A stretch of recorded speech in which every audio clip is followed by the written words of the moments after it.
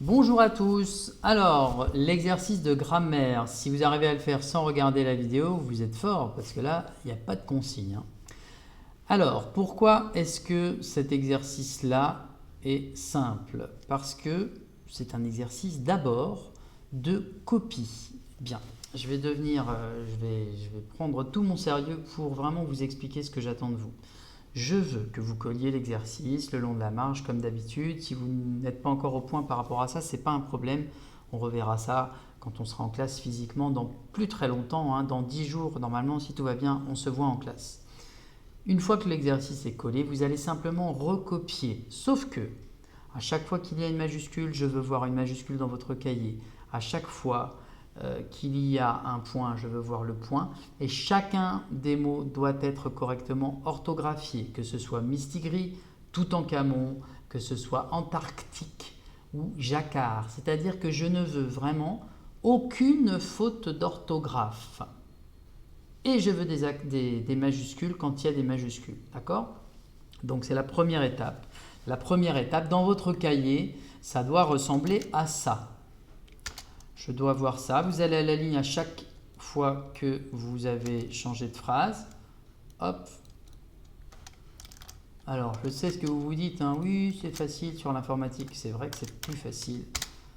Mais moi, je veux que ce soit compliqué pour vous d'écrire parce qu'on revient bientôt à l'école et qu'à l'école, on écrit.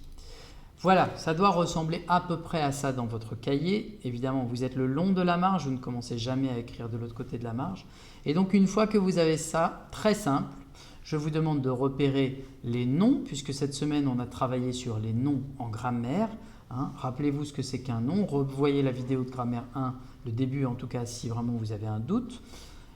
Vous repérez les noms communs et vous les séparez des noms propres. Alors, un nom commun, je vais lui mettre un trait. Par exemple, chat.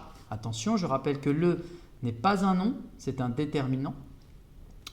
Le chat Mistigris se repose au soleil. Alors le O est un déterminant, on le reverra, hein, cette année, ça s'appelle un déterminant contracté.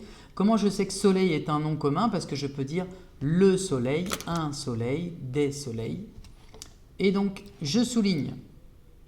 D'accord? Le chat Mistigris se repose au soleil. Je le souligne d'un seul trait parce que c'est un nom commun. Mistigris, c'est un nom propre et donc lui, je vais le souligner de 2 traits. Je vais le souligner de 2 traits. Ça va donner ça. Sauf que, je vais l'agrandir pour que vous le voyez bien, sauf que vous, pour souligner, vous n'avez pas d'ordinateur, vous avez un outil encore plus joli et plus intéressant parce qu'il vous fait travailler les doigts, parce qu'il vous fait travailler les mains. Cet outil-là, c'est la règle et c'est très important. Je veux vraiment que vous utilisiez la règle. Vous avez le droit d'utiliser le crayon si vous voulez. Donc, un trait, je souligne, je me mets bien sous la ligne et j'utilise l'interligne. Ça veut dire que je trace un trait sous l'interligne qui est sous la ligne. Je trace un trait pour les noms communs. Donc, je souligne les noms communs avec un seul trait. Je souligne de 2 traits les noms propres. Voilà. Je crois que je suis assez clair. Donc je vous ai fait le premier. Utilisez bien la règle, très important. Utilisez un crayon, comme ça vous permet d'effacer si jamais vous vous êtes trompé, sans tout gâcher sur votre cahier. Et je crois que j'ai fini de vous donner la consigne. Donc je répète une dernière fois. 1. Vous recopiez toutes les phrases en allant à la ligne à chaque phrase. Vous vérifiez que vous ne faites aucune erreur de copie.